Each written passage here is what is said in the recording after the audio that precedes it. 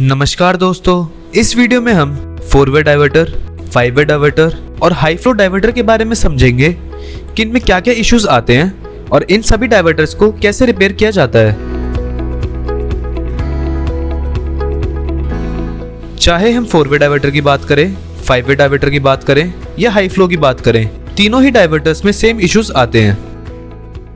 Diverters को repair करने के लिए हम 2.5 mm की एल्की, प्लास या रिंच और 18x19 की चाबी का यूज करते हैं। अब हम देखते हैं कि इन डाइवर्टर्स में क्या क्या इश्यूज आते हैं। हैंडल की तरफ से पानी बहता है,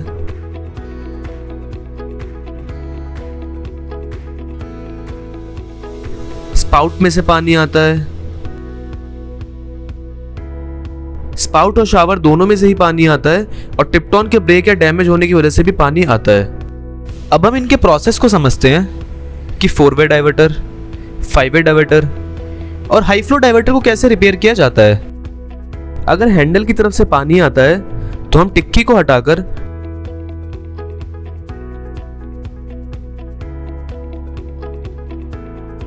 ढाई mm की एल्की की सहायता से स्क्रू को खोलकर हैंडल को निकाल लेंगे।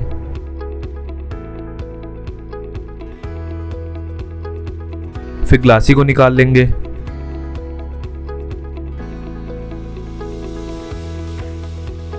फिर हम देखेंगे कि हमारी लीकेज कहां से आ रही है।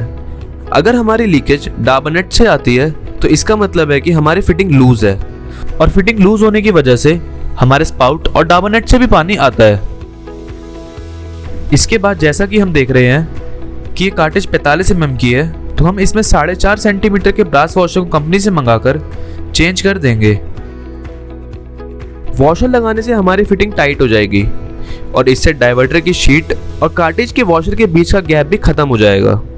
फिर प्लास या रिंच की मदद से डाबर नट को कस देंगे।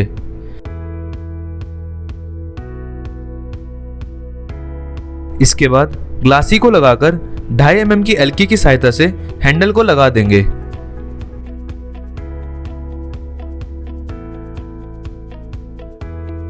फिर टिक्की को भी लगा देंगे।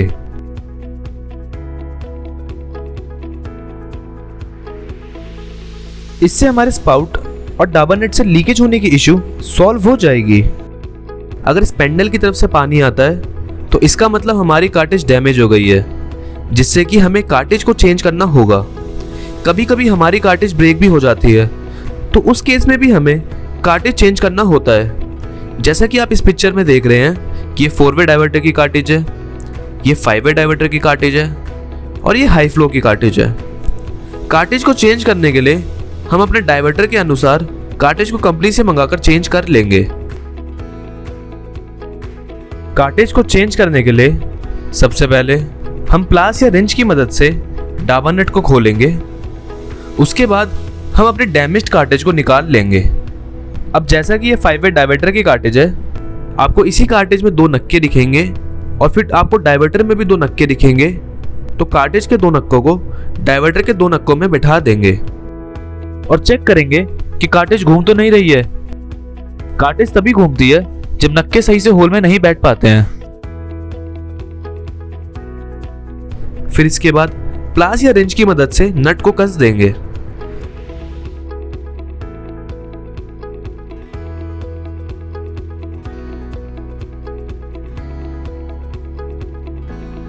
इसके बाद ग्लासी को लगाकर 2.5 mm की एल्की की सहायता से हैंडल को लगा देंगे।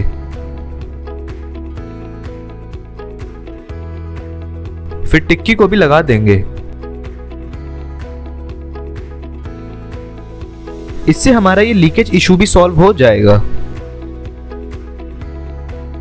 अगर स्पाउट और शावर दोनों में से ही एक साथ पानी आता है तो इसका मतलब है कि हमारी टिप्टॉन हैंडल की कार्टेज डैमेज हो चुकी है।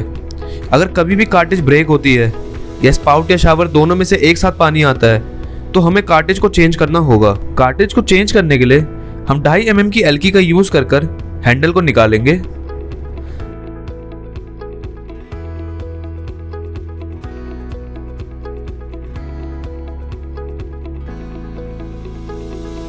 ग्लासी निकालेंगे।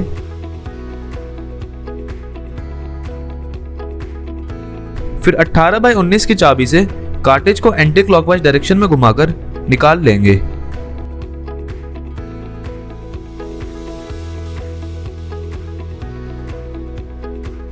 फिर सेम साइज के कार्टेज को कंपनी से मंगाकर क्लॉकवाइज डायरेक्शन में घुमाकर लगा देंगे।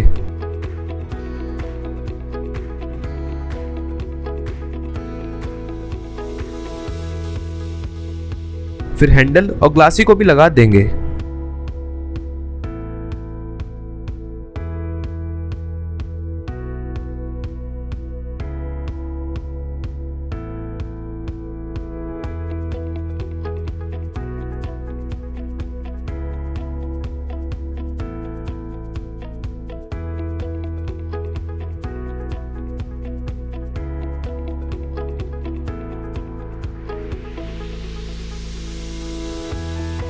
इससे हमारा ये लीकेज इशू भी सॉल्व हो जाएगा।